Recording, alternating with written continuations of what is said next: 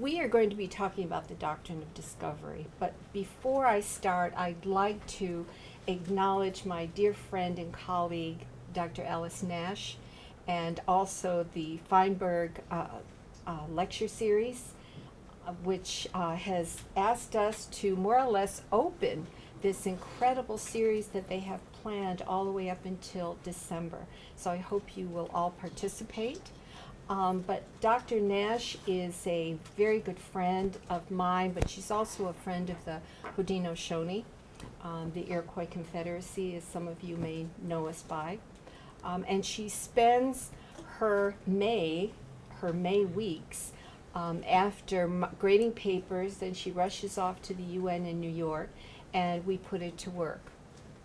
Big time. Pack your skates, Dr. Nash, because we're going to get to work. But she works with the Haudenosaunee delegation, helping with our interventions, helping with just about anything that we need. So we're most appreciative of Alice. Well, we're here to talk about the Doctrine of Discovery. I think most of you probably feel that why in the world is this particular topic important? It comes from the 15th century.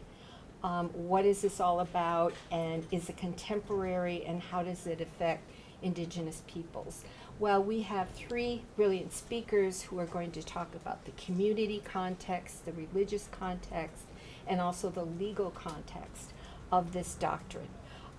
Many of us refer to it as the doctrine of dominance, because when our European brothers came to our shores and landed in the East Coast first, or on the East Coast first, we felt it quite harshly. Applying this legal construct to the Western Hemisphere became a study, an act, if you will, about deeming the indigenous peoples that were here, which were thriving and in huge numbers, in the millions, deeming the indigenous peoples non-human. Non-human basically because we weren't Christian, we weren't baptized. So therefore we got categorized with other peoples of the world as pagans, as Saracens. And then from there, the step began, well, if the land is empty of Christians, then the land is empty, period. And we have the right to take that land, respecting other European Christian nations, of course. But the first to arrive had that right and that privilege to discover and to conquer that land.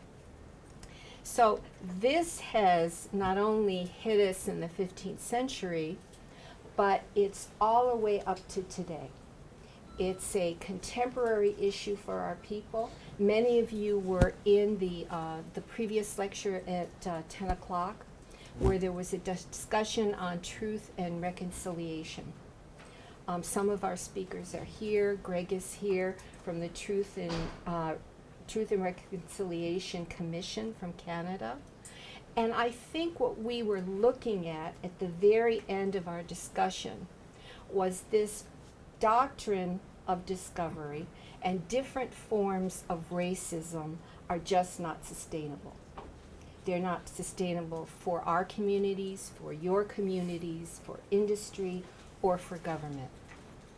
It's something that is a huge load on civilization and needs to be dealt with. Do we do it through reconciliation processes, or do we do it through reparations, through redress, and or do we ask the guilty parties to make some kind of atonement? I believe the Catholic Church says that confession is good for the soul.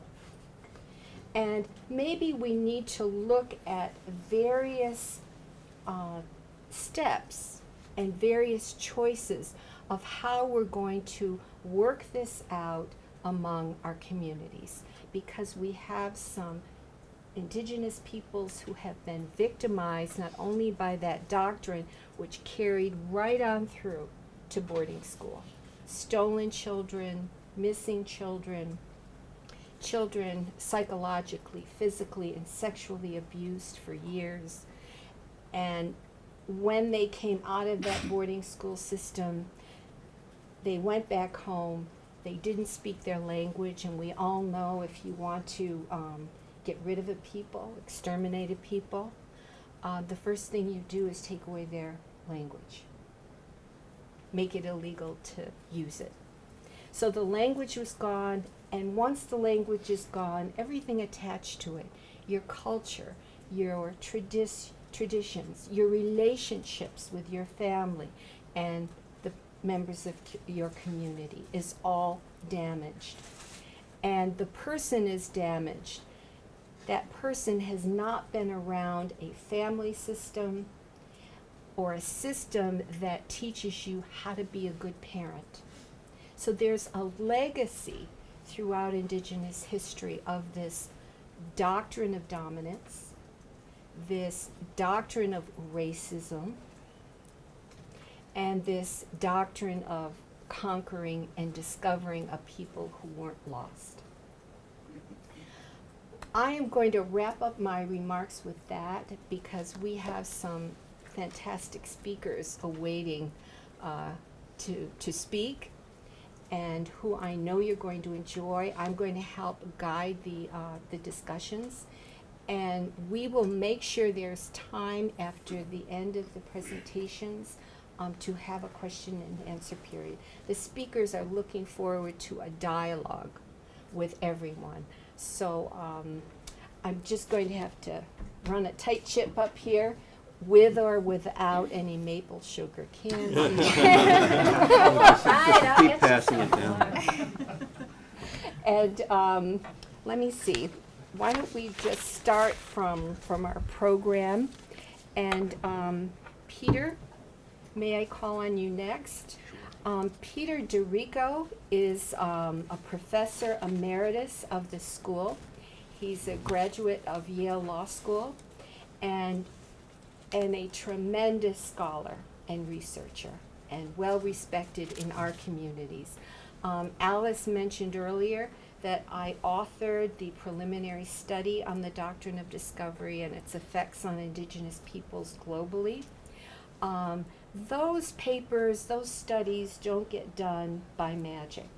It's a collaborative effect, a collaborative effort, and I'm proud to say that my friend Steve Newcomb, whom some of you may be familiar with, Chief Oren Lyons from the Onondaga Nation, and my friend here, Peter DeRico, helped in the preparing and the drafting of that study, which had a tremendous effect on the UN system. Not anything the Holy See wanted to hear, and many members of the UN, many member nations. So Peter, you have the floor. Thanks, Tonya. Thank you. It's really an honor to be here and to follow Tonya. Her work at the UN has been really crucial to the development of what's happening at the UN with the Permanent Forum for Indigenous Peoples. It's hard to overstate how important that is. When I first started working with Indian law issues back at the end of the 60s, I was working with Navajos, and no one at that time in the Indian law community had anything, even a vague idea that there was something really problematic at the core of federal Indian law. Now, fast forward a few decades, I think it's widely understood that there's something problematic at the core, and it's so problematic that what I now refer to, instead of talking about federal Indian law, is anti-Indian, federal anti-Indian law. And I want to try to give you in a nutshell what that's all about. I want to add one word to the topic, and that is the word Christian, because the doctrine of discovery is the doctrine of Christian discovery, or to put it another way, the Christian doctrine of discovery. And to make that clear, Tonya referred to the 15th century. The 15th century is the time when the Pope issued decrees saying that Christian nations could go to any nation which was non-Christian and take anything, the land, the people, the people's goods, could enslave the people, and so on. Those were important documents that are part of the Vatican history. And what is really important to understand is that this Christian doctrine of discovery is the foundation of what we call federal Indian law. It was adopted, that doctrine of Christian discovery was adopted into United States law in 1823 by the Supreme Court of the United States. And I just want to read you one small sentence from that case. The potentates of the old world found no difficulty in convincing themselves that they made ample compensation to the inhabitants of the new by bestowing on them civilization and Christianity in exchange for unlimited independence. That's an old-fashioned way of saying that the United States regarded itself as being the successor to the Vatican decrees that said a Christian power could take the lands and the people and the people's goods of any non-Christian entity or land. And so the United States said that when the colonial powers came to this continent, they were acting as the Christian discoverers. Now, I'm emphasizing that because that's the actual history. And it gets a little bit muddy if you forget that actual history, because it begins to sound, in fact, the most common way that it's talked to is muddy, because it begins to sound like it's some kind of inevitable thing in history, just like the movement of forces. People talk about the European discovery. At the time of the discovery, there wasn't Europe. There were nations in what we call Europe now. There was France, there was Germany. Italy didn't exist then. It was a series of separate kingdoms. There was England, and so on. So that when you say European discovery, you're actually not speaking historically accurately. It was Christian discovery, and that was the language of the time, and that was the language that in the early 19th century, 1823, was still in use in the Supreme Court of the United States. And so at its origin, it's a religious doctrine. And it is still the doctrine that's underlying federal Indian law, which means we have an entire system of law based on religious discrimination. Now, you can add racial discrimination in there if you want, but it's not only racial. It is religious doctrine put into law. Unless you think that something is just an old story, let me give you a quick comparison of two cases. I hope that all of you have heard about the doctrine of separate but equal, which was used to separate black people and white people in the United States for quite a time. And that doctrine of separate but equal came to a head in the Supreme Court in 1954 in a case called Brown versus the Board of Education. And the Supreme Court in 1954 overturned the doctrine of separate but equal and said that it's not just a moral issue and a social issue, but it's a legal issue. And the doctrine of separate but equal is unconstitutional. It is not able to be law anymore from that day forward in 1954. And so that is a huge landmark if you're studying black-white relations in the world, really, because the United States was at a very important position in 1954 in terms of leading the so-called free world and trying to make clear that the free world was free for everybody and not just for white people. Now, that same court, 13 months later, it was 1955, decided a case that very few people have heard of, called the Tehitton Indians versus the United States. The Tehitton Indians is a Tlingit band, a band of people in the Tlingit Nation, whose lumber had been taken by the United States. That is to say, the Forest Service had authorized contractors to go in and cut timber. And the Tlingit Nation sued the United States, saying, you owe us compensation because you took our property. The United States, when this got to the Supreme Court, said, this is another sentence I'll read to you. This was their argument to the Supreme Court. The Christian nations of Europe, and you see this is in 1950s, this is the middle of the 20th century, they didn't pull any punches, they didn't say the Europeans, they didn't say discovery, they said Christian. The Christian nations of Europe acquired jurisdiction over newly discovered lands by virtue of grants from the popes. This is from the United States Attorney General's office, the brief filed in the Supreme Court. Claimed the power to grant to Christian monarchs the right to acquire territory in the possession of heathens and infidels. And so the United States position was, as I said a few minutes ago, based on the accurate legal foundation, saying the Tlingits don't own this land because the United States was the Christian discoverer, and the United States owned this land, and the United States doesn't owe any money to them for taking the lumber because they don't have title, because they couldn't have title, because they weren't Christians. This is in 1955. And the Supreme Court bought that argument. And the Supreme Court said, it is well settled, another quote from the actual law, it is well settled that what is called Indian title is permission from the whites to occupy, and that it is without any legal enforceable obligation to compensate the Indians, and that it creates no rights against the taking of this property by the United States under any principle of law. This is 1955. Now, to bring it even more up to date, in last year, 2011, there's a case that's actually ongoing right now that I'm working with, Mashpee Wampanoag fishing rights case. It's a Superior Court of the state of Massachusetts. We moved for an injunction to prevent the town of Mattapoisett from interfering with Mashpee Wampanoag fishing rights. And the judge denied the injunction, although the case is still moving forward. It's not a decision in the basic question in the case. It was just saying, we're not going to give you an injunction. And this is what the judge in the Superior Court in Massachusetts in, let's see, May, I think it was last May. We're coming up on a year now, so this is less than a year old. The judge says that the Mashpee Wampanoag only have what are called Aboriginal rights, which is like Indian title, and that this is based on the legal theory that discovery and conquest, and now he's not saying Christian discovery, that has become kind of taboo to talk about it as what it really is, but he's saying that discovery and conquest gave the conquerors sovereignty over and ownership of the lands thus obtained with preservation only of a permissive right to use granted to the Indians.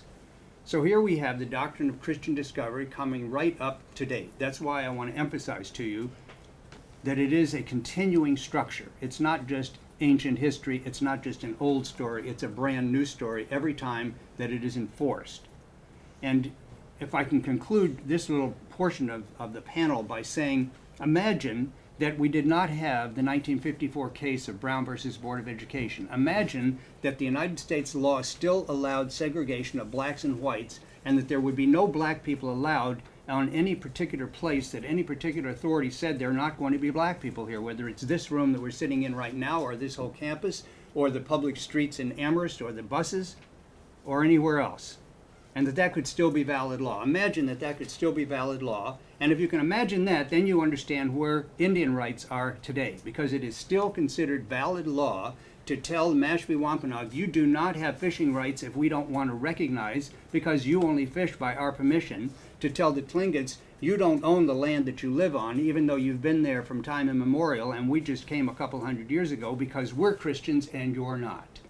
That's the fundamental piece of what has to be challenged, and I think it has to be challenged as a legal doctrine and not just as a bad idea or an immoral idea or an idea with bad social effects. Peter, thank you very much.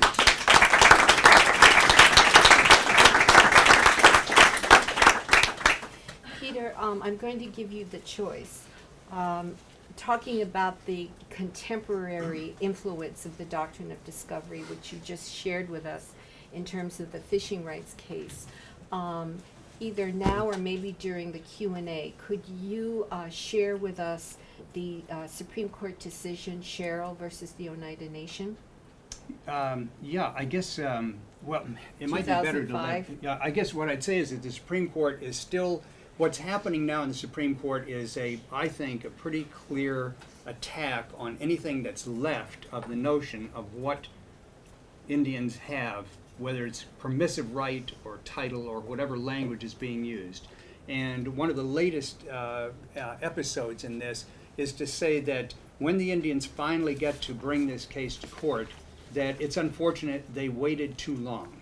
And that the property rights of the whites who are founded on this religious discrimination are going to be made unstable if the Indians are allowed to move forward. So it's the case that I cited to you here in Massachusetts, all the way up to the current United States Supreme Court, are now trying to put the final locks on the doctrine of Christian discovery so that it will not be possible to be challenged as a legal doctrine. Now, I'm not really losing hope of that, because I think it's been an uphill battle all along to even get there to be recognition that it is a legal question. And I think the fact that the United Nations is now involved means that we're in a new game plan now. Game plan may be not the right word, because game sounds too trivial, but we're in a new mode of strategy right now, where we're thinking about how do you challenge the legal rulings of a country whose top court has validated those rulings, and that the current standards of human rights in the world regard as being bad law. And I think that that's where we are right now. So the fact that the Supreme Court decided City of Sherrill as a way of trying to box out the Indians, now you can't, you got this far, we're not going to let you talk about it. And that's not the only time that the courts have done that, the Supreme Court has done that, say you're not allowed to talk about it. That does not mean that the end of the game is here, the end of the story is here. It just means the whole thing has been escalated to a higher level. I don't know if that's Yes. Is that satisfactory? Yes, Yeah. thank you very much, Peter. I just wanted our audience to know that this is an ongoing issue from a legal perspective, and very much so in the United States. Thank you, Peter, for sharing with us those wonderful insights and words. And I see the students are taking feverish notes. I wanna hear Excellent. questions. Yeah, and we'll do questions. Our next speaker is Evy Reyes.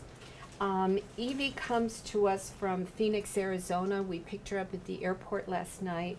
And you remember last night was a beautiful night. She was freezing because it's 102 in Phoenix. But we're thrilled that she's here. Evy works with the Tonya Community Development Institute in Phoenix. She works with another dear friend of ours, Tupac Enrique Acosta, who's been working on this doctrine for decades now, and is very well versed in it, and represents the Native community in that area.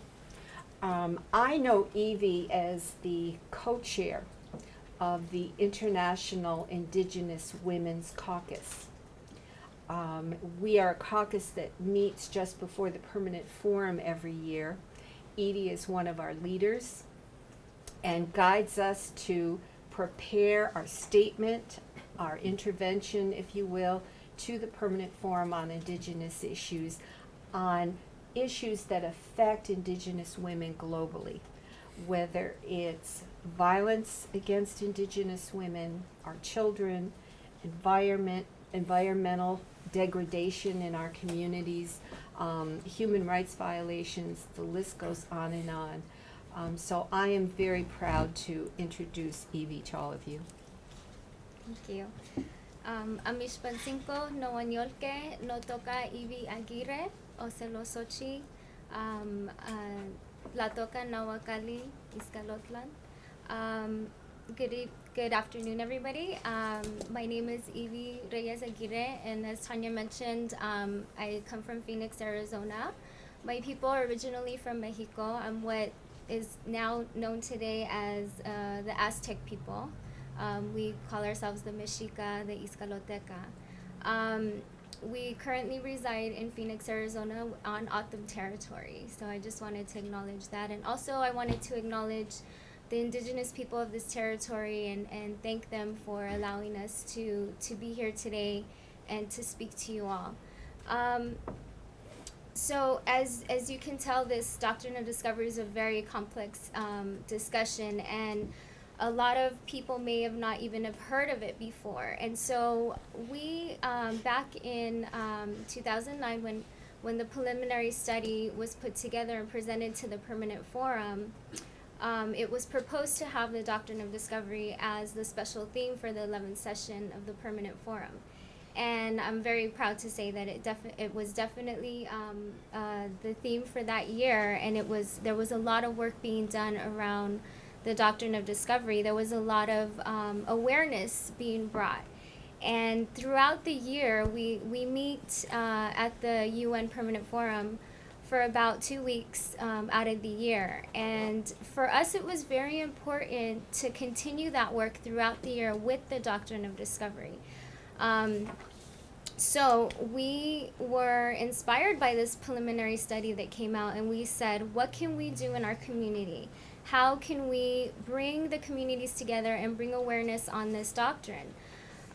So following the 10th session, when the doctrine was proposed to be the special theme, our organization, Tonya, held a forum, one of our first forums on the Doctrine of Discovery.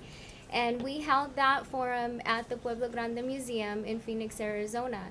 And we had many Indigenous people's participation. We've had people from the Unitarian Universalists that attended, as well as community members. And many of the people who attended that were community members had never heard of the doctrine before. And as Tonya and Phil mentioned before, it's very important because it's not something that's non-existent anymore. It's very much alive today and continues to be used. And so we felt that it's very important to bring this issue to light. So, we had this small forum, and we decided, well, we need to continue with this education and with these forums. So the following year, prior to the Permanent Forum's 11th session, we held a forum that was co-sponsored by the Native American Caucus, and we held this forum at the Arizona State Capitol. We were very fortunate to have the Native American Caucus there with us to support the work we were doing, and it was kind of ironic to be inside the state legislature having this discussion on the Doctrine of Discovery, as you can imagine. And so we had many speakers come, we had many experts come, and as a matter of fact, the Arizona State Capitol filmed the entire forum for us. It was a 3-hour-long forum, and we even had this kind of inside joke that I don't think they know what we're doing in here. I don't think they know what we're talking about.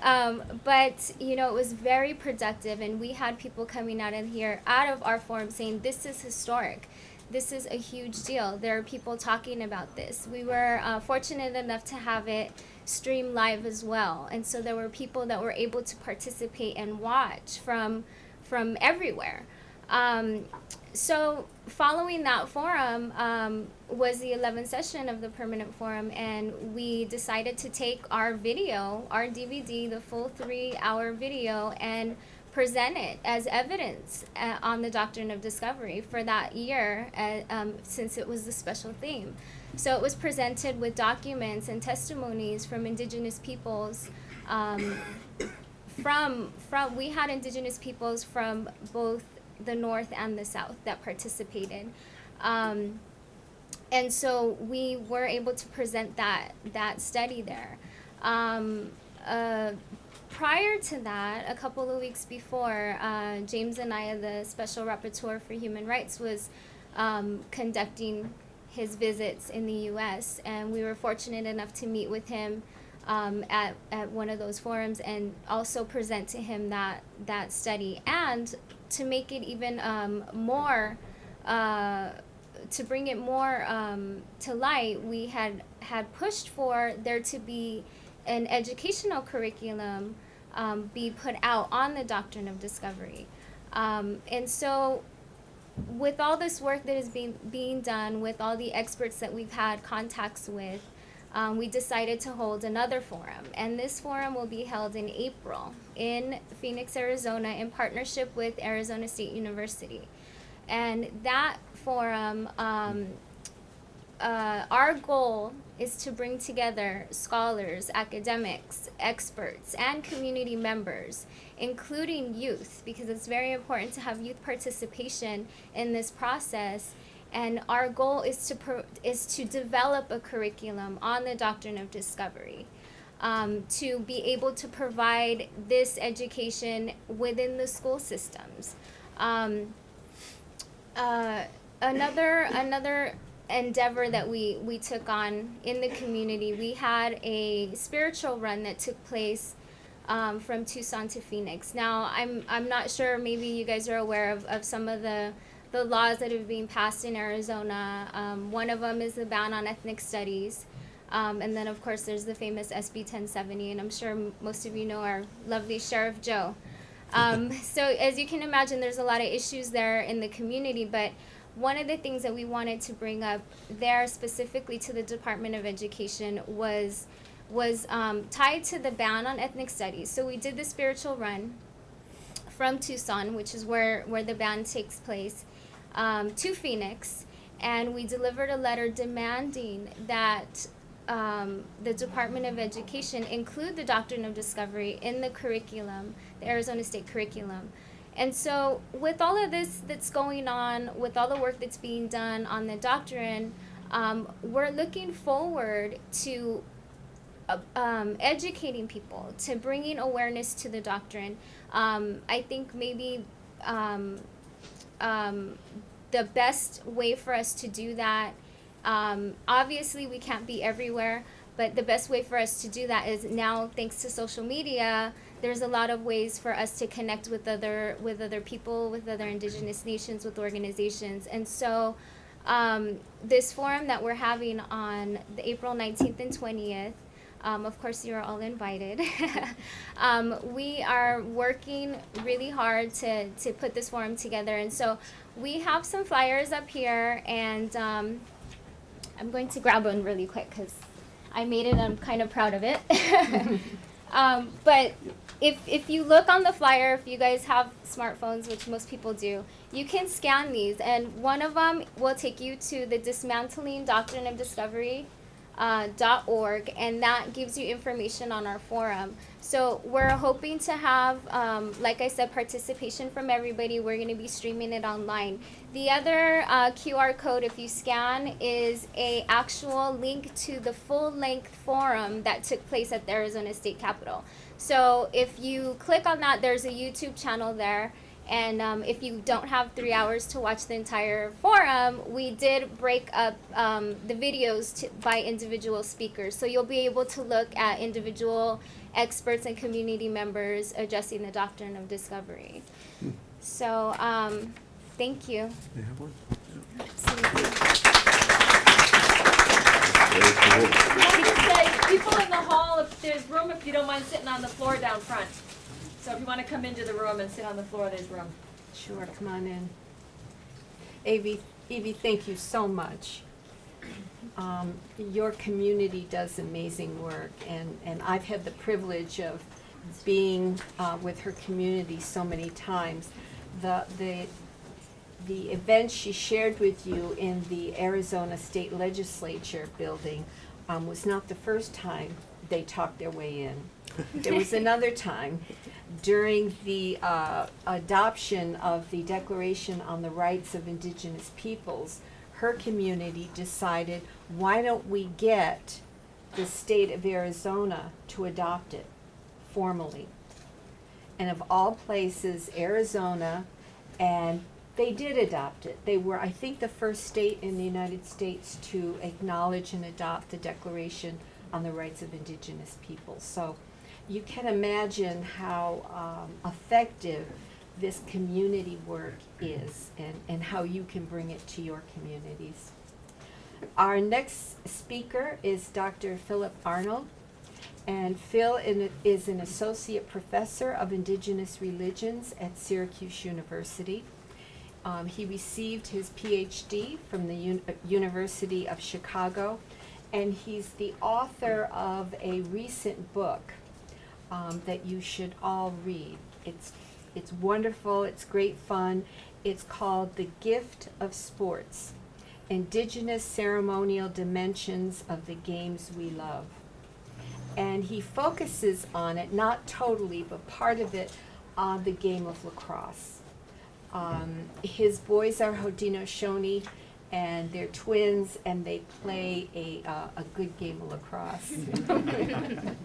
And lacrosse is the Haudenosaunee gift to the world. It is originally a medicine game for our people, but now colleges and professional teams all over the world really play that game. We also have our own national team called the Iroquois Nationals Lacrosse Team. They are the official team of the Haudenosaunee, the national team, and I'm happy to report we are number 3 in the world. Applause. Traveling on their own passport.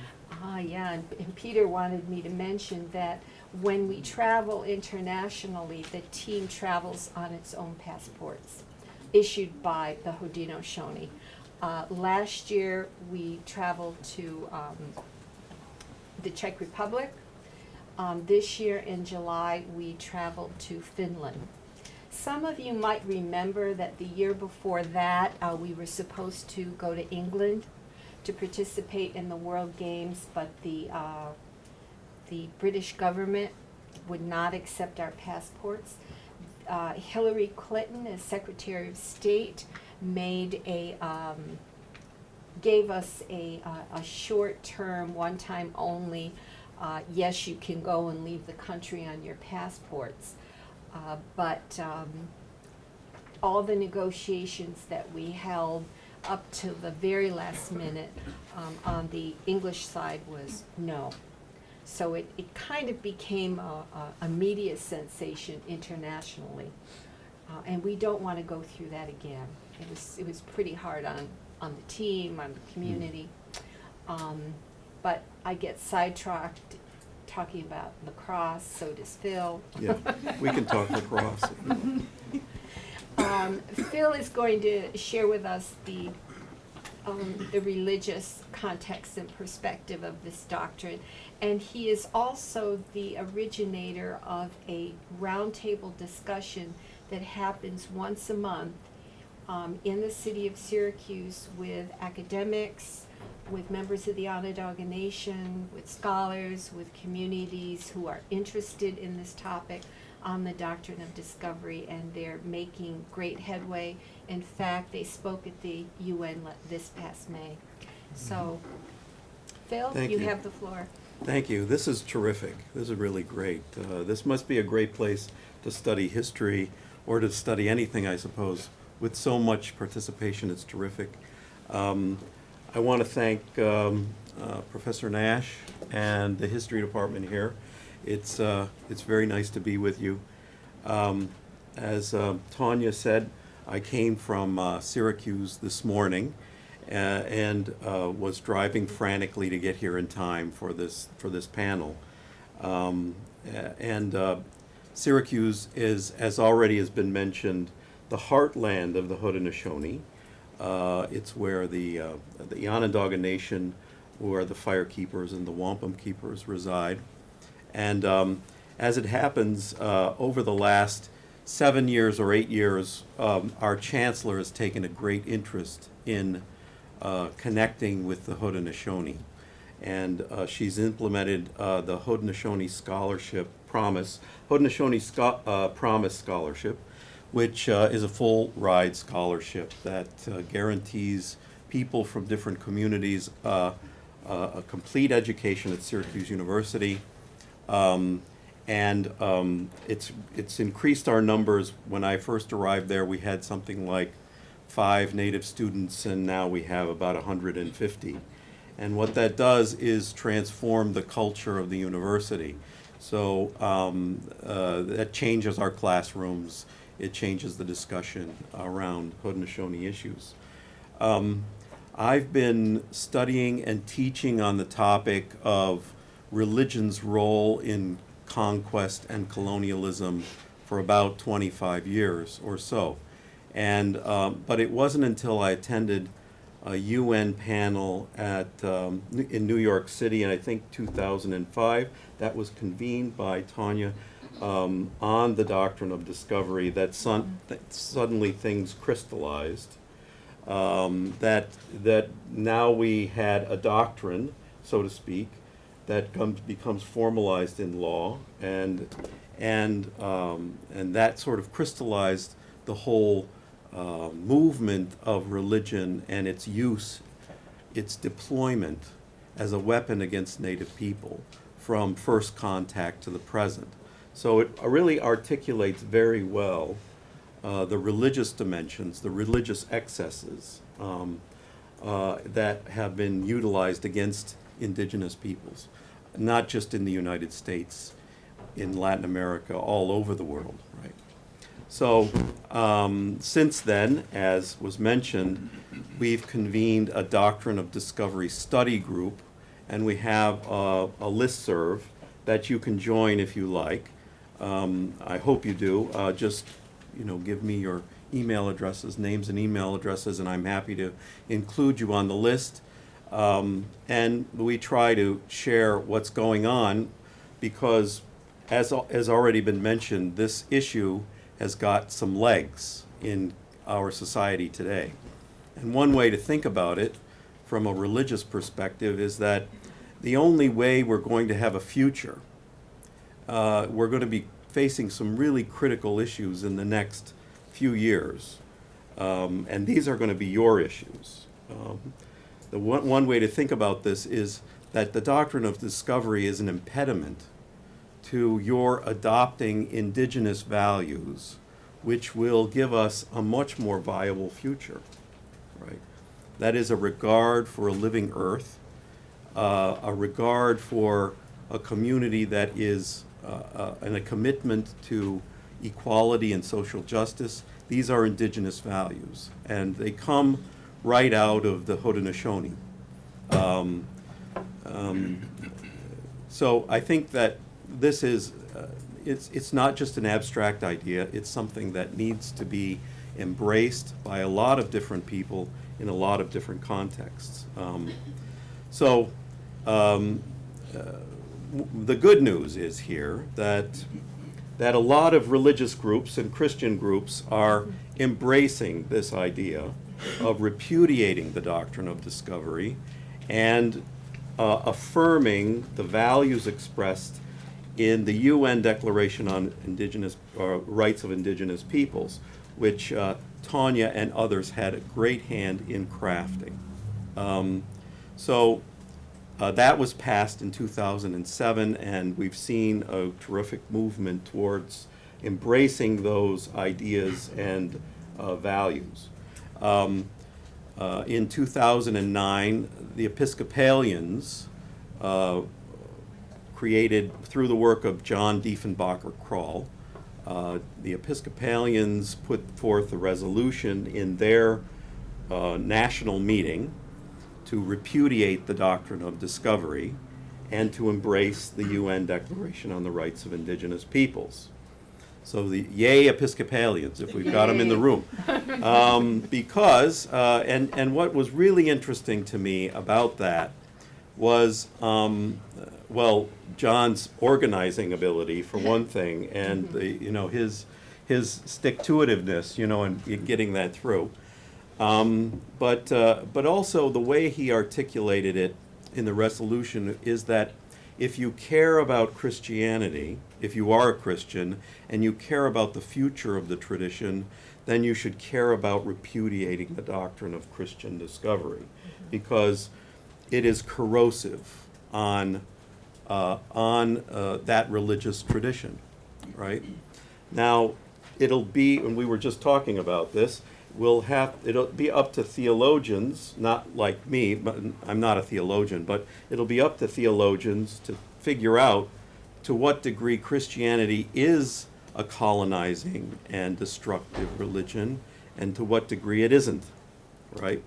So it really creates a kind of ethical wedge in theological thinking, I think. Since then, Unitarians have also issued a proclamation, and most importantly, the UN World Council of Churches issued a statement just before the UN Permanent Forum, which is a big, really a worldwide body of several different Christian denominations that issued a statement condemning the Doctrine of Discovery.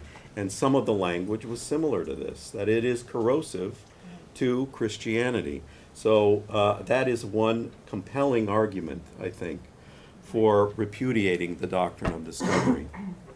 Now, and I wanted to apologize, but also attach a story to it. I apologize for not being here this morning, but we had a very important meeting at Lemoyne College, and for those of you who know Catholic history, Simon Lemoyne was a famous Jesuit, infamous Jesuit, who worked among the Haudenosaunee and other native people in the 17th century. But we're currently involved in a very exciting project in Syracuse that involves the county, Onondaga County, the Onondaga Nation in particular, various colleges and universities in the area, including Syracuse and others, in repurposing a museum that was once called Sainte Marie among the Iroquois. And it celebrates that Jesuit history in Onondaga County. But it died a natural death, I'm happy to say. The museum did. So now people are less interested in that colonial colonizing history, much more interested in the history of the Haudenosaunee, because that Onondaga Lake is a significant place in the narrative of the Great Law of Peace. That's where it was founded millennia ago. Nobody knows precisely when. This principle of the Longhouse that is guided by a principle of peace and really radical democratic principles. And in the 18th century, the Haudenosaunee, in particular the Onondagas, met with the founding fathers in a series of meetings.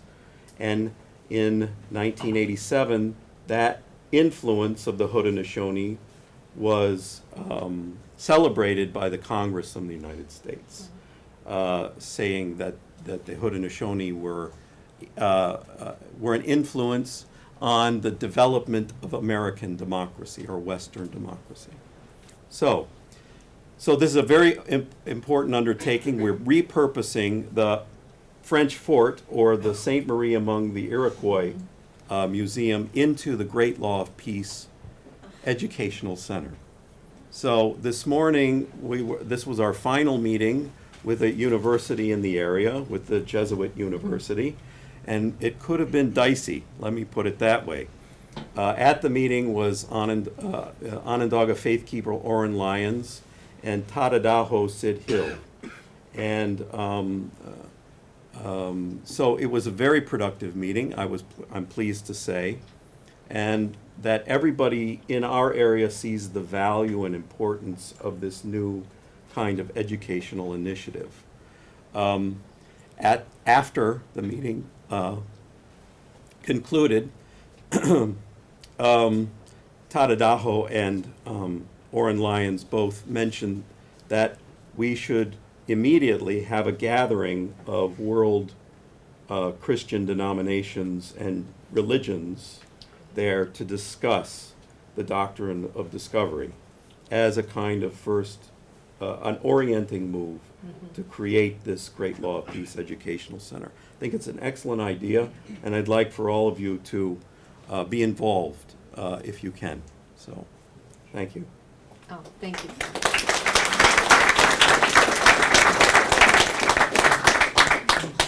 To say you have been busy is an understatement. Yeah. Pulling all those parties together, Phil, it's unbelievable. And then I'll just scoot up to Massachusetts to do my lecture. Wow, that is just wonderful news. Yeah. So thank you to our speakers, Evy, Phil, and Peter. Please.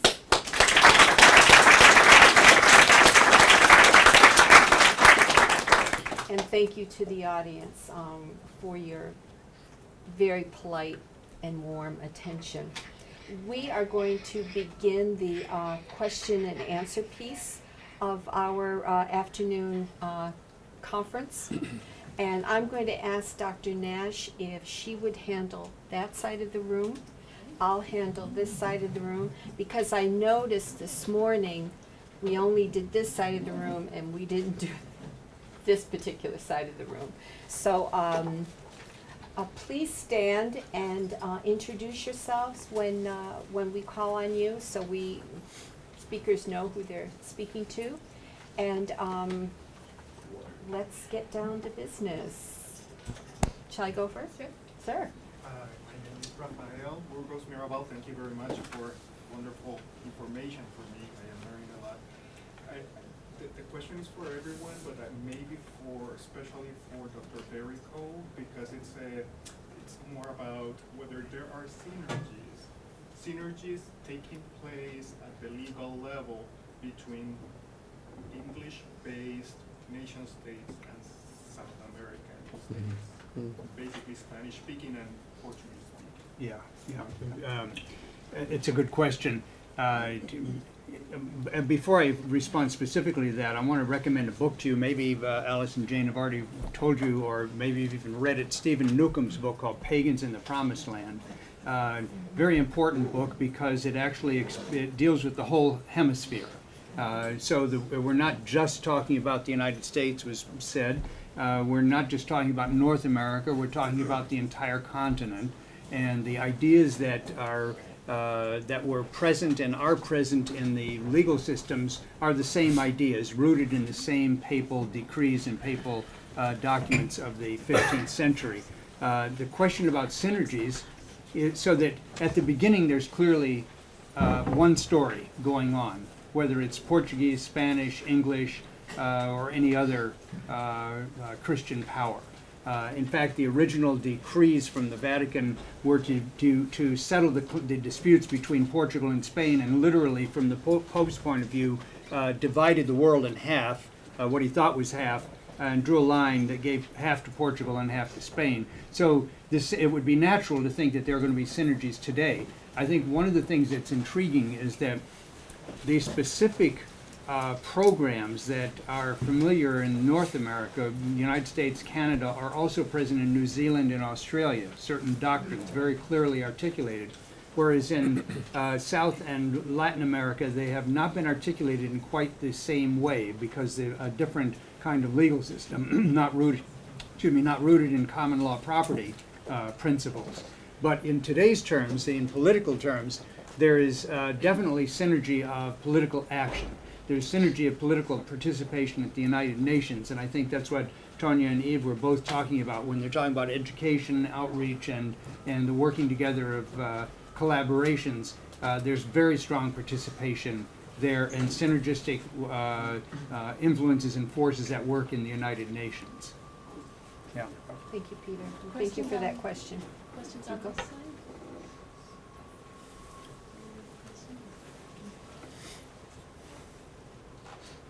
Yes. My name is Iman. I was wondering how could, you know how the Doctrine of Discovery was granted to the explorers by the church? So how can it still be in use in the sense that who are they to give anybody right over Native Americans or any indigenous people? And why are people still following those rules? Good question. Yeah, it is a good question. I leave it to Phil to say something about the role of the Vatican at that time when these doctrines are issued. But the reason that I emphasize the current legal structure in the United States is to say that as of 1823, when the Supreme Court used those doctrines, from 1823 forward, if you go to court today, they don't have to talk about the Pope anymore, because the question will come, the Pope, why does the Pope have anything to do with American law, would be the response. So they say, we're not quoting the Pope, we're quoting the Supreme Court of the United States. I look at that case as a kind of a laundromat, that ever since the papal decrees got got incorporated into federal law. Now they don't have to be talked that way. And this 1955 case that I talked to you about, that's probably the last one, it's the last one I'm aware of in the Supreme Court that actually referred to Christian nations in relation. So they've cleaned that act up so that nowadays you're not, that's why I emphasize talking about Christian discovery, nowadays you're not supposed to realize that this is a religious doctrine. So that's why when you say how can they do it is because they're not admitting that they're doing this. But the original decisions did admit it. And Phil may want to say something about how did the Pope have anything to do over the powers of Christian monarchs of Europe? That's another story. Oh, well, now, That's, I understand. Yeah. that's a different thing, yeah. Okay. But I just want to, I want to share your sense of how bizarre this is. It seems to violate some fundamental tenets of separation of church and state, freedom from religion as well as freedom of religion.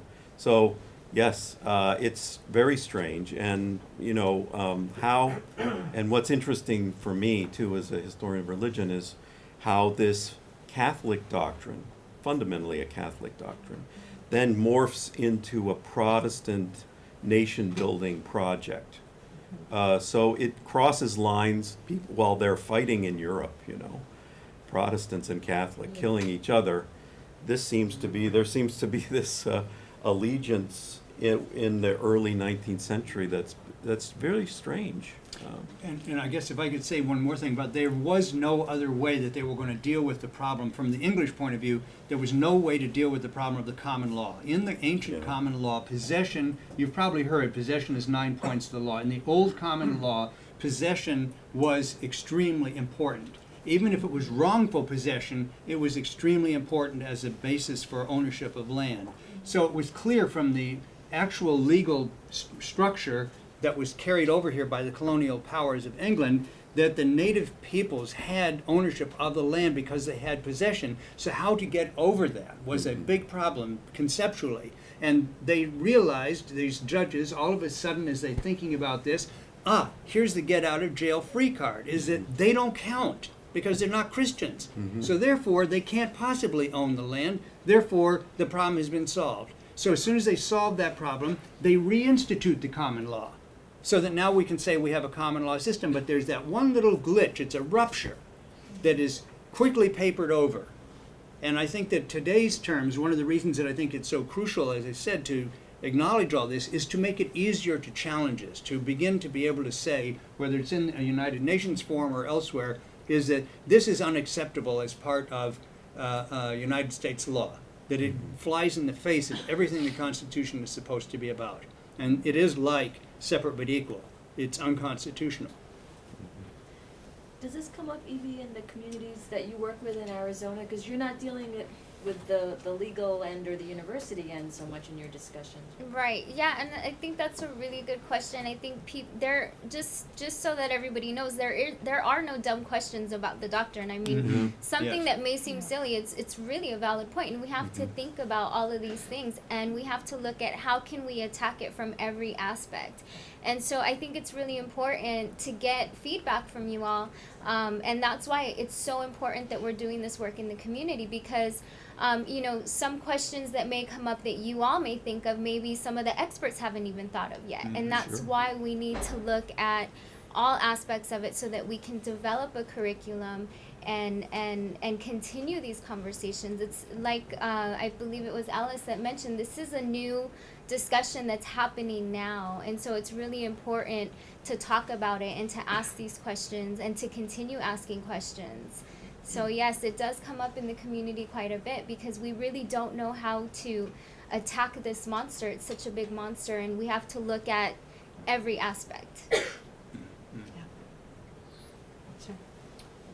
Mark Camp, Cultural Survival, Indigenous Rights nonprofit organization. Oh, The very existence of many nation states is based on, to an extent, the idea of the Doctrine of Discovery.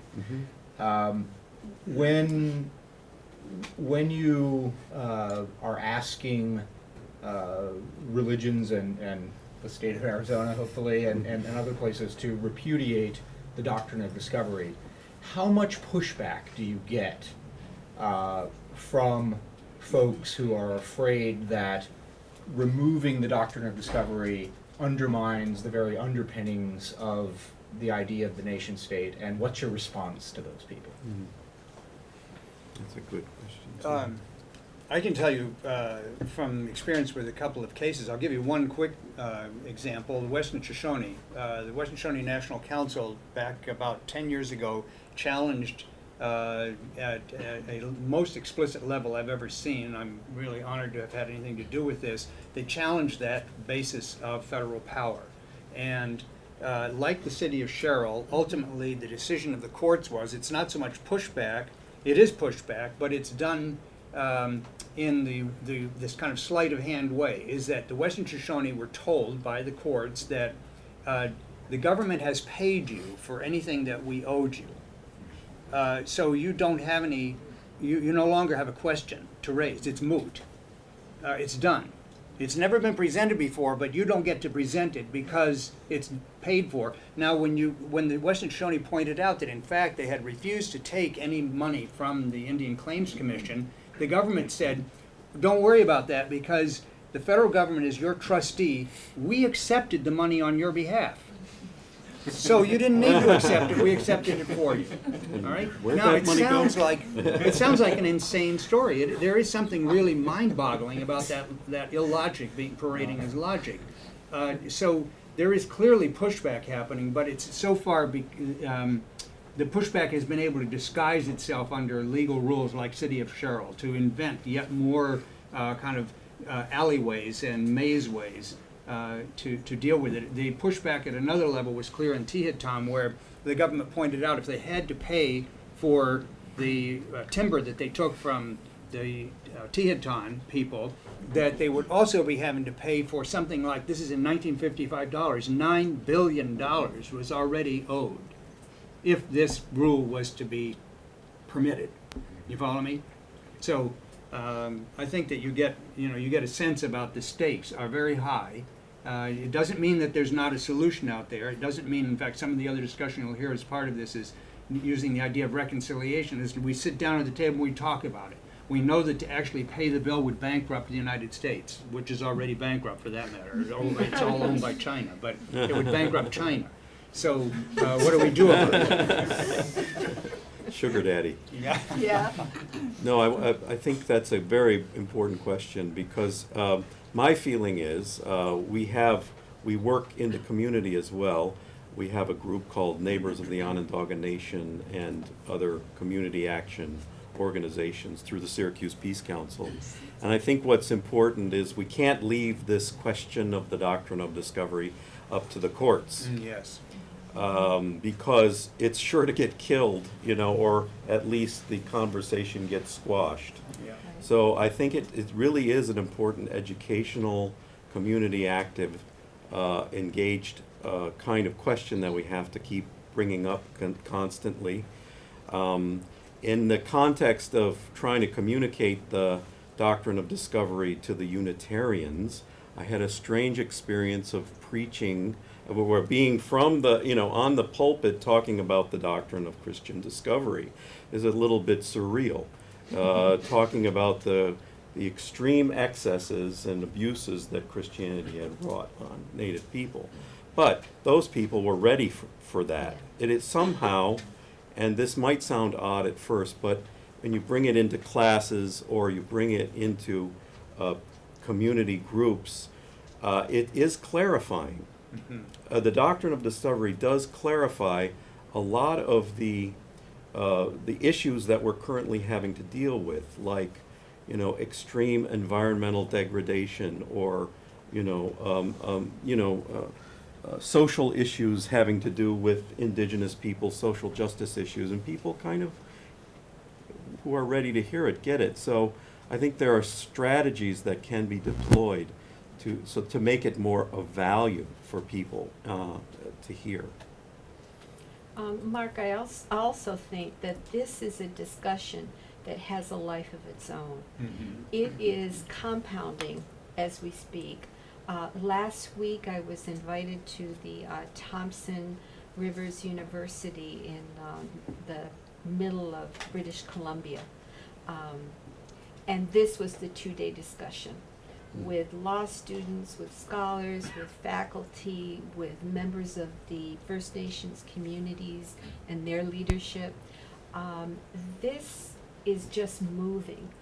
And whether governments want to deal with it now or later, they're going to have to deal with it at some point. And so will the Vatican have to do that. The Vatican sent its legal representative, a young man, to the Permanent Forum on Indigenous Issues. And Evy shared with you that the theme last year was the Doctrine of Discovery. And after all of these brilliant statements by Indigenous peoples and other supporters, the Vatican representative, who had no diplomacy skills whatsoever that I could see, basically, with a kind of a wave of his hand, said that this doctrine of discovery is nothing more than historical remnants. Brushed it aside. Do not, and then, so that's it. We don't have to talk about it. However, when we introduced the preliminary study on the doctrine of discovery in the UN, the first to speak after the presentation was the representative from the Holy See, and just sort of laid out no, no, no, no. And his argument was very weak, but there it is. There it is. It's challenging, just like the Declaration on the Rights of Indigenous Peoples. It was 14 years of deliberation over language. And prior to that, another close to 20 years of getting it moved through the system. So our supporters and our people know that these kinds of things take time, and they sometimes move from generation to generation. But they're in our historical memory, and they're not going to be gone. You'll have to deal with it at some point or other. Alice? I'm Emily. Hi. I'm in Ash's class, and I'm just sort of, I guess, confused at who are people. I guess you were just talking about them. People that say that it shouldn't be imputed, and like, is it a group of people? Is it a certain group of people like that don't want to accept? Well, I'll jump in there if you guys don't mind. I think what we're talking about are governments, and we just mentioned the Vatican, and those are the two bodies that are going to have the most to lose, and think of it as the most to lose. But as Peter shared with us, we understand that these challenges begin the discussion of, are there reparations that have to be made, restitution, redress, and those are the discussions that have to come forward, that all the parties have to sit and deliberate and find a common ground. You know, we're not oblivious to that, but the fact is we can't get to square 3 until we get to square 1, which is what we're pushing for and what we're trying for. I'm going to try something out here with, well, I'll be interested in hearing what Peter has to say, but it seems to me that, first-year law students study the Johnson v. McIntosh decision in their property law class. And so what we're talking about here is the way in which the United States gained free title to large swaths of land through this principle of the doctrine of discovery. So land ownership then has its basis, to some degree anyway, in the doctrine of discovery. So there's that connection between this notion of private property and the doctrine of discovery that then you get a lot of people worried about that kind of. It's if very you're- real. Yeah, it's very real. So you're saying that, like, in law school, they're teaching the doctrine of discovery? They or study not, these they're- law cases yeah, they're studying in the property cases law. that- It's not just an abstract idea of religion and the law mixing. It has to do with land. What is title? Yes, that's absolutely right, Bill. You know, it's, in fact, the case Johnson versus McIntosh, and I urge you to take a look at it sometime, if you haven't. It is essentially regarded as a property law case because it resolved the question of title, which had been unclear. Because, as I said, the common law principles said that the indigenous peoples owned the land. They had title. So how could that be worked to give colonists title without having to pay for it? That was the question that was resolved. So from a property law standpoint, this is like a linchpin of the whole structure. It's very, very important. It's when you get into Indian law, you realize, oh my God, there's something else buried in that case that's really intriguing to think about and bizarre to think about. But if you're just studying property, it just solved a problem for you. It's like an arithmetic thing, 1 + 1 = 2. Oh, it solved that problem. That's all I have to know about Johnson against McIntosh. And you don't have to start thinking about, well, what if it actually doesn't add up to 2? What if it added up to 3? Or what if it added up to something different? Or how did it get there? What was the plus sign made out of? You don't have to unpack it at that point in property law. It simply is there and accepted. But if from the other side, from the indigenous side, you pull that piece out and you say, this is really problematic, and everybody that looks at it says, yes, I never thought of that before, it's problematic. What happened? The property thing starts to shake, at least conceptually. It starts to shake. And then if you have to talk about reparations, you're talking about financial shaking. And can I just jump in a second, especially for my students? I mean, one reason why I'm so, I organized so much of the first part of our class around this topic, and why I'm so glad to have you have the opportunity to hear these speakers and to really think about these issues, is that it's kind of a cliche that students write on their college essays. We study history so we don't make those mistakes in the future. And I think that doesn't make any sense to me, because if there's anything about human nature, is you make a mistake, you say, I'm never going to do that, and then you do it anyway. So that doesn't really make very much sense. But I think the thing about learning history is the question is, do we really want to understand who we are? Does our identity of who we are, can it embrace the actual history is the things that have happened, and how can that help us then make decisions about where we want to go?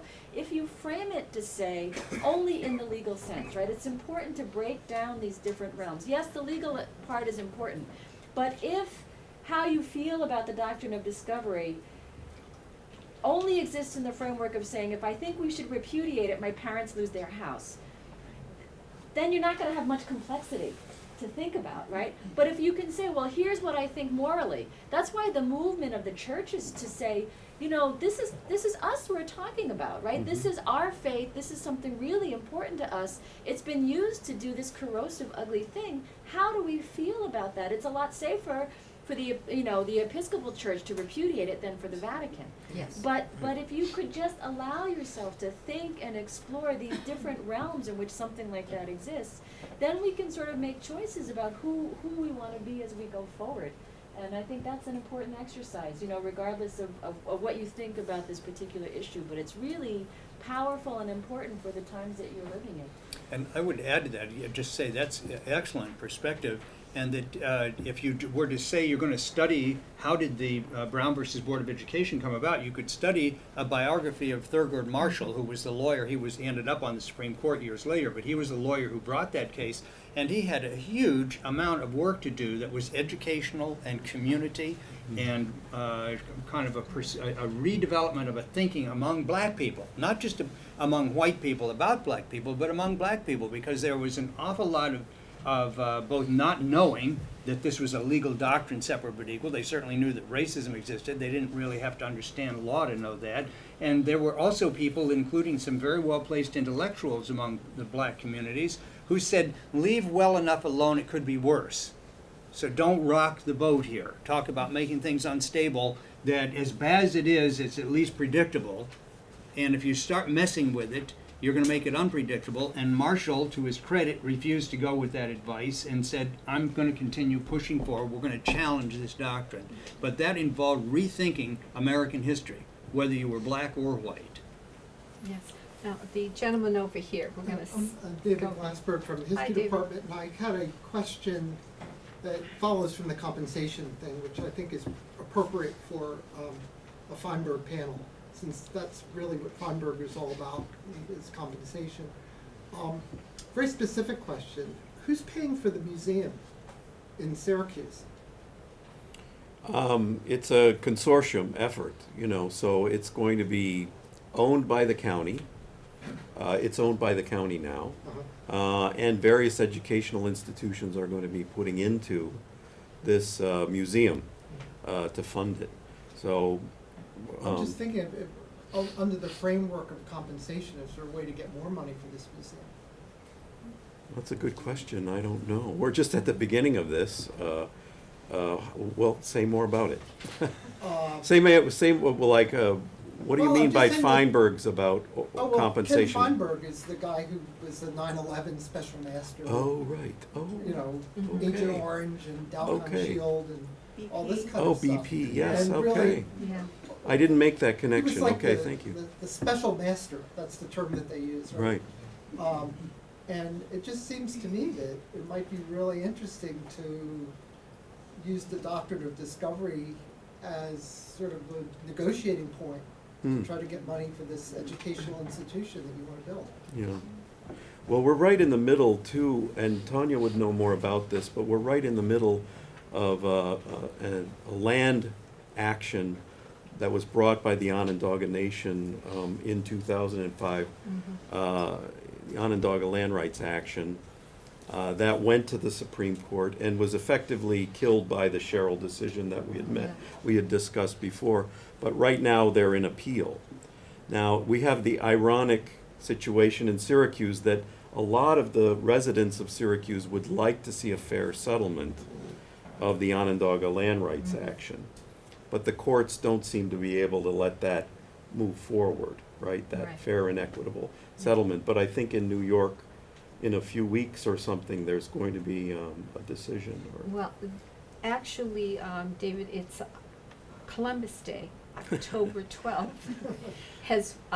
That is the day that the U.S. Court of Appeals has given the Onondaga Nation and the defendant, New York State, time to make their oral argument. And we have 10 minutes. Each side has 10 minutes. So as Phil said, we lost at the district level. Now we're at the appeals level, and the next step could maybe be the Supreme Court level. If the decision is anything kind of like the treatment of giving us 10 minutes and moving this along very quickly. On Columbus Day. On Columbus Day. So, I just think generally it might be an interesting thing to think about funding museums as a compensatory thing. And granted, I have vested interest because I teach museum studies, Oh. so I want my students to get jobs. Oh, wow. But even besides that, I think it's kind of an interesting way of thinking about restitution and compensation. Could be. Yeah. We're trying to stay away from that museum language a little bit because that has a resonance in Indian country. That is not positive, but, so an educational educational center institution. or something that would be a center of, a community center or something. Sure. That's, sure. Your side? Oh, sure. Mike, Hi, you Mike. mentioned that you were going to try and put this Doctrine of Discovery in educational curriculum. How were you going to go about doing that? Was it going to be on the national level? Were you half, basically? Yeah, that's a really good question, and I think that's the question we're still asking ourselves: is how are we going to do this? The best way that we know how is to invite experts to come in, to invite people who have experience with building curriculums. But I think that what we're trying to look at is something that we can walk away from and say, you can use this in your university class, you can use this in your Monday night meetings in your community center. We want to look at something that is universal so that everybody can benefit from this curriculum. So as you probably already know, there are different aspects to tackle it from. You have the legal aspect, you have the religious aspect, you have the indigenous aspect, and then we even talk about we discuss a lot the impact that it's had on indigenous peoples, and one of the things that came up is, well, what is the impact that it's had on non-indigenous peoples and peoples who are benefiting from the doctrine of discovery? So it's a very big thing that we're trying to tackle, but we're hoping that we can at least come up with a framework at the end of this conference to build off of and to continue to build on, because like Tonya mentioned, it's a generational thing, and I'm hoping that when my children are in the university level, they'll either be able to take a class on the Doctrine of Discovery, or maybe they'll be professors teaching it, to my grandchildren. I don't know, but it's definitely something that we have to continue to work, and it's not something that's going to go away. I will jump in and say, I'm teaching Native American activism in the Northeast in the spring, and anybody who wants to take that class and do some kind of special project around developing curriculum that we can pass on, Absolutely. I do that. Great, thank you. We have until 4:30. 4:30. Thank you. So we're going to go to this side of the room. Sir. Hi, good afternoon. My name is Greg Mashpee. I'm from outside Philadelphia, where the Delaware and Lenape used to live. So I'm very much embedded in the culture, and I want to thank Professor Nash for kind of inspiring further study about that. I've kind of been researching it. My question, and also sort of a comment, is towards the education aspect, and also how you are having conversations with people in the UN. Because from the language that you're using, like communities and everything, it seems very much a very, very unique problem in the world in general, as far as something like this is approached, because you're taking this community and this community, and there's overlap between the Women's Caucus and the Haudenosaunee people, and it's all over it, and you're kind of comparing that, or having this argument against these very large institutions that are much more, for lack of a better word, rigid, like American government, the political system, the jurisdiction, the Vatican, which are very established and has now become woven in to American government almost based on the Doctrine of Discovery. So how does that affect how you talk to these people, because they're coming from such an institutionalized standpoint, like here's our government, here are the rules, here's what we believe in, and taking like, well, on your side it's like, well, we're interested in the benefit of a whole bunch of people transcending religion, transcending these political institutions, and also as far as the education aspect, I think it'd be really interesting to make people realize that this is not any better or worse than stuff, for instance, like the African American segregation and stuff, but it's very, very unique in the sense that it takes in political systems, religion,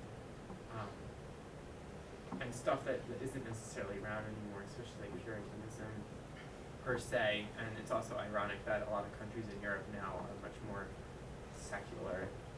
So it's very, I find that ironic. But just thinking your thoughts. Yeah.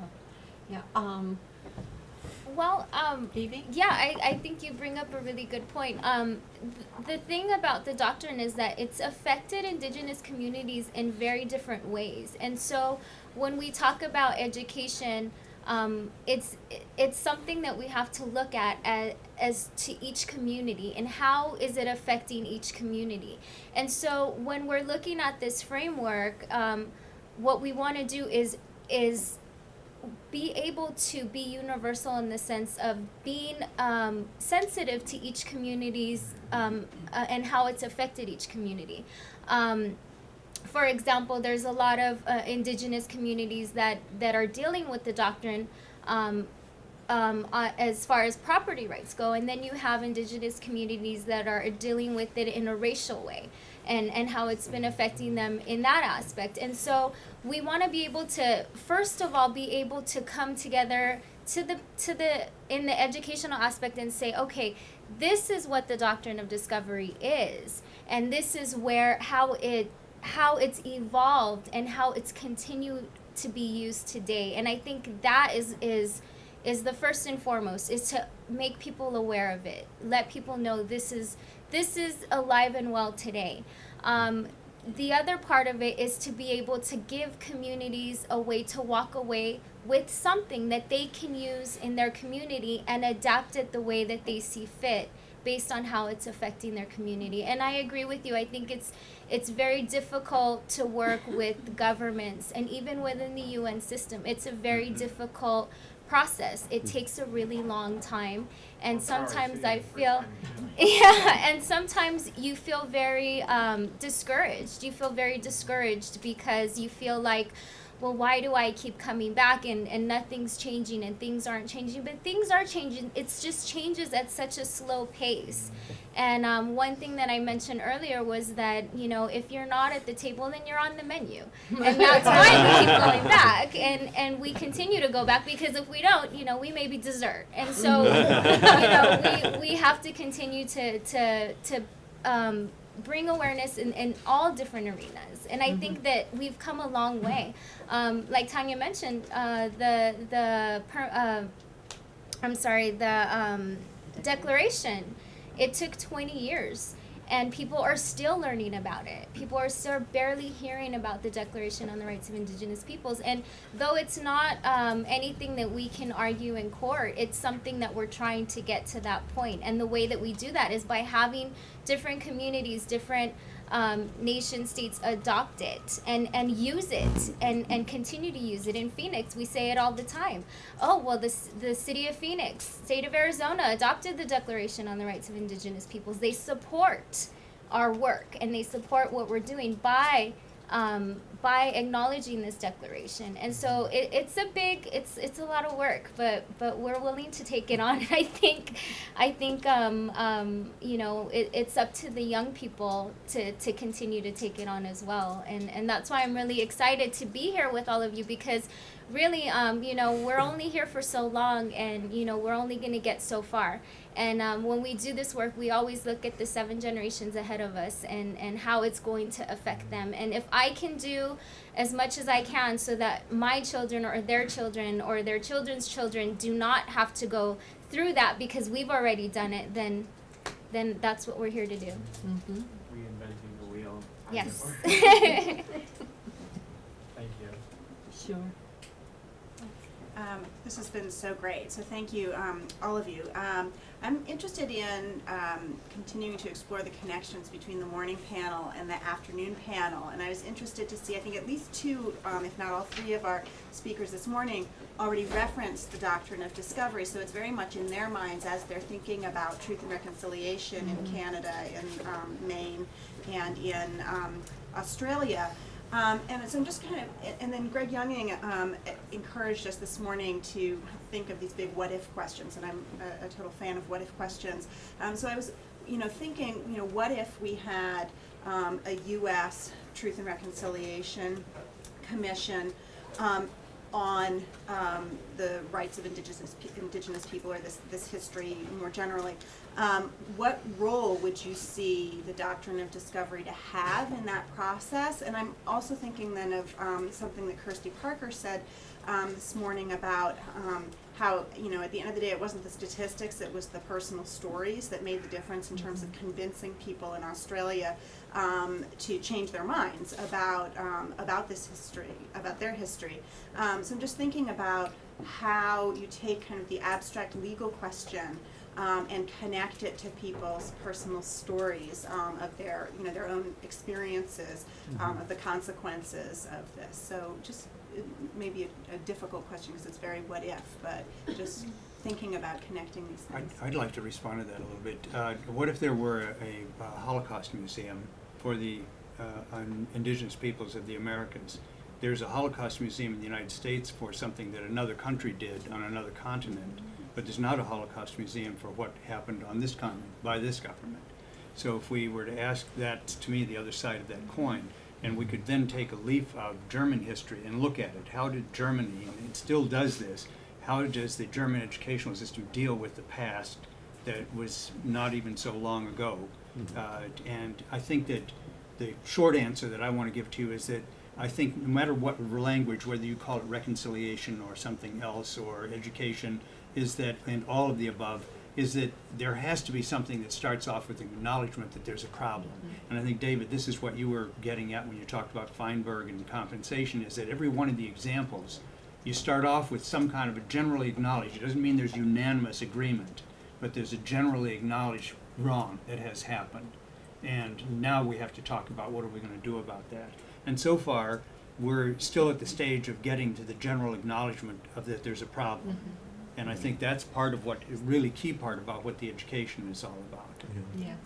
Yeah, and just to add to that, I mean, I know Tonya didn't mention the other comment that the Holy See responded, which was, you know, it's in the past, and if you have any other inquiries, you can look at our website. and that is literally what he said. I think I almost fell on the floor when he said that. Like, you can refer to our website. And you know, it's very insulting, but at the same time, it comes down to that acknowledgement. And I think part of what we're doing on the education side is being able to provide testimony and real stories of how it's affecting people. Because I agree with you. I think that it's very much real when you're seeing it being spoken by the person who's being affected. And that goes in you know, in the Truth and Reconciliation, when you hear people talking about their experiences, it's very real and it has a different effect on you, as opposed to, you know, just hearing about it or not really knowing specific details, or just hearing that somebody said somebody about something, and you know, it just kind of takes away the humanistic part of it. And I think that's what we're trying to put back into it and let people know this is real, this is how it's being affected in these communities every day. And how it's continuing to affect these communities. And for us, it's really important to be able to put a face to this doctrine, to look at the victims of the doctrine. One way to think about that too is the connection between the boarding schools and the Doctrine of Discovery. I mean, that's a phenomenon that affects virtually every Native family all across the country. And you know, that, while that story has been sort of examined in the Australian context and in the Canadian context, we really haven't even begun that investigation in the United States. I mean, we're only at the beginning of that.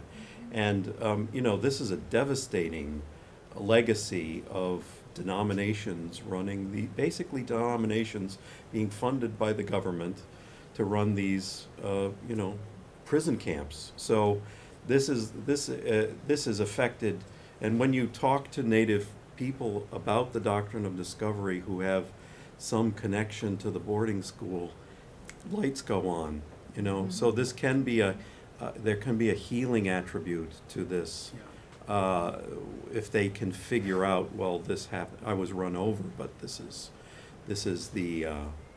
how I can make sense of it. So it's also important to think about, you know, again, in the class, I try to get, the class is supposed to get you to think about things from the perspective of Indigenous peoples. My friend Nancy Meitlo, who used to teach at Smith College, she's San Carlos Apache, used to come into my classes to talk, and she would start by saying, the first thing you have to understand about my people is that what happened to us was not our fault, and it was not because we weren't worthy. I think one of the griefs that Indigenous people live with is to say, you know, well, how did the world come to be? Did we not fight hard enough? Were we too stupid about letting people in? Why did we let our languages go? You might, you know, in a very PC sense, we all understand that it was a process of colonization, but I think as individuals, when bad things happen to you, most people take a while to get to the point of saying it was somebody else. You internalize that guilt and that fear. And I think one of the reasons why non-Native people have so much trouble grappling with this idea of the doctrine is because it's all new history to you. You have no idea. But for Indigenous people, when you sit there and say, well, why did our ancestors lose this land? Like, why? bingo, it's because there was this legal principle that was developed, that was embellished, that was embedded in all kinds of institutions, and you can begin to say this is the thread. The thread does not go back to us being inadequate. The thread goes back to this idea that we could actually unravel. You know, and I think that's why when you're only getting a tiny taste here. But I'll put the link to the 3-hour testimonies for those of you who are interested. But when you really hear Indigenous peoples talking about this, it's nothing that you ever get in your K-12 education. And, No. you know, and it's another parallel to the Brown versus Board of Education. Part of the rationale for that decision was the social and psychological damage that was done to black people by the doctrine of separate but equal. And I think that a parallel argument can be made, and I've written some stuff to make this argument, that if we look at stuff that's in the news, I don't know, maybe some of you saw this in the last month, Spirit Lake Reservation has had some really horrible social problems, criminal behavior, child abuse, and so on and so forth. And if you look at what has been reported in reservation crime statistics across the country, and you start asking, why is this happening? I think that the ignorant way of doing about it is, well, those are bad people. But once you've been informed about the conditions that create the reservations and the kind of social psychological damage, which is like what was evidenced in Brown versus Board of Education of black people, I think you can see a pretty straight line from the doctrine of Christian discovery to the problems of Spirit Lake today. Why does a whole people become demoralized? Why does a whole people become completely pessimistic about its future, and every individual in it almost become negative in their own behavior? And when you start being willing to bring into view historical developments to answer that, and not just individual psychology, I think you can connect the dots here. And it's similar to Nancy Meithlow's perspective of saying it's not just because we were bad people that this has happened to us. Yeah, absolutely. Decide? Oh, are we going to decide? Oh, okay. My question, Matthew Thornton, I'm an undergrad here. My question is mostly for Phil, but you guys can chime in if you want.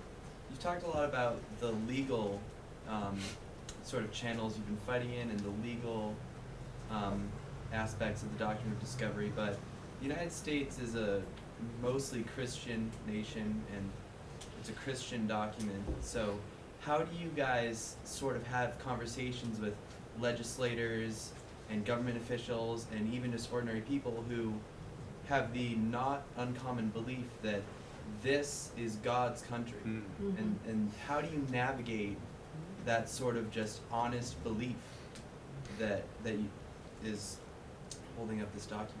God bless America. Sort of thing. Yeah, that's a good comment.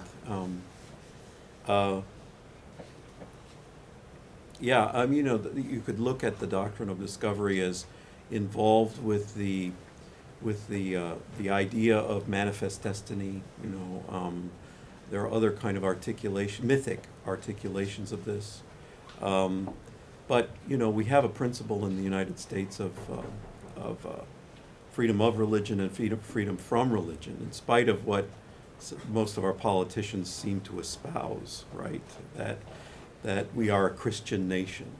So we have these tensions and fissures, and we seem to embrace the principle of religious diversity. And most, you know, most students who take my classes are interested in the religious pluralism in the United States and how this becomes a place for different religions to be able to thrive and flourish, right? But then the question is, of course, why doesn't the freedom of religion apply to Native people until 1978, when you have the American Indian Religious Freedom Act? You know, why is it that this becomes such a so the classes I teach in Native American religion are fairly recent, you know? So, you know, there are different ways of creating a kind of cognitive dissonance in people, citizens, about this question. And I think people recognize that their religious commitments are only secure insofar as you can extend those freedoms to other people in their religious views. So in principle, the principle doesn't match the fact of our history. So that's what I'm getting at, right? So again, it comes down to education, I think. But and also to have the churches stand up. Yes, Because for that's very right. religious people who say we're entitled to be here, they could listen to Evy or Tonya or Peter or Phil and they Yep. just, oh, those are just some radical activists. But to have your own church institution say, we don't agree with this, that, Yeah, That's and right, most that's part of recently the it puzzle. was the Methodists, which is huge. I mean, you know, Episcopalians and Unitarians, they're this sort of small denominations, radicals, you know, that kind of thing. But the Methodists, you know, that's a mainline denomination then that if they're standing up, then people take notice, or the council, the World Council of Churches. Now, just So- a quick follow-up. Do you Yep. find in the actual political, like legislative area, things like the religious right, are those sorts of senators and representatives, do they give any sort of pushback on that front at all, or? Yeah, sure. And, you know, I haven't had any, nothing's coming to mind, you know, no incident has come to mind, but pretty close to it this morning at Lemoyne, where we had a Jesuit priest who was a historian, very resentful of the fact that he saw that his museum was going to be taken away from the Jesuits, right? But you know, the principle of religious diversity and freedom and plurality won the day, even in that room. Okay, so I think again, you know, you might have Tea Party types or fundamentalist types that want to promote their own religion. We have these strands in American culture, right? Intolerance and diversity that you can utilize as a way to generate a conversation sometimes. I'd say one other thing, just on that trajectory, trying to understand where people are coming from nowadays. All this talk about was God mentioned in the convention or something of that sort. The Constitution says there shall not be ever any religious test for elected office. This is embedded in the Constitution. I think most people have never heard of that. Most people have never really read the Constitution or thought about it. So you have major political figures, the candidates for the presidency of the United States, jockeying about who can say God and who can call on religion more effectively, when in fact the Constitution that creates the whole governmental structure says there shall not be any religious test for office. So go figure. Where do you start that conversation? So how can you get to this much more sophisticated, really, conversation if the most simple conversation is not happening? we have time for one more question and you've had your hand up for a while. Oh, sorry. Yes, thank you for coming, experts. My name is Michael Holmes. I am a first-year graduate student in the Public History program here at UMass. Given all that you said with us this evening, it seems that there are larger implications of this problem. It's not just, you know, an issue with Native Americans, and not just an issue within American United States, but it could also have some, broader impacts on humanity itself. With that in mind, are there cases in the past, in further back in human history, that has issues like or similar to this doctrine? Were there cases in further back in human history that had that displayed examples like this doctrine in past civilizations? And if there were, what lessons can you draw from them? And if not, and this is a whole new case, this is something that humanity has never faced before, what might be the implications of that? Okay, who wants to- Yeah. Should have asked you half an hour. I want to say first, just that you should know that there were debates within the Spanish legal regime about this very question, whether or not the indigenous peoples were humans or not. And unfortunately, it wasn't quite along the lines that we might wish, because the argument that they were humans was that they could be Christianized, so they must be human. But so there is a history of discussion of this. But I'm more really intrigued by the final suggestion you have, because I do think that the kind of questions that we're talking about today they are occurring at a time when something fundamental in the consciousness of human beings globally is happening. And that if we don't get through this successfully, then, maybe it's already too late. In some ways, I think, if I can be blunt about it, people say the shit's going to hit the fan. I think sometimes the shit has already hit the fan, and we're now dealing with it. But it seems to me a piece of being able to survive, and I think, Phil, you talked about this earlier, this issue is connected to the issue of survivability on a single planet by a single species, which up till now has been basically characterized by warfare against each other. And we've run the limits of that game, it seems to me. So I would say, yes, it is perhaps unprecedented, and that it is perhaps a key to thinking about how the humans, at least, are going to survive on the planet. Other responses? We're wrapping it up, so if you want to just say any last words? Anybody else? Well, thank you. I mean, Yes. this was a wonderful Yes. conversation. Thanks for your question.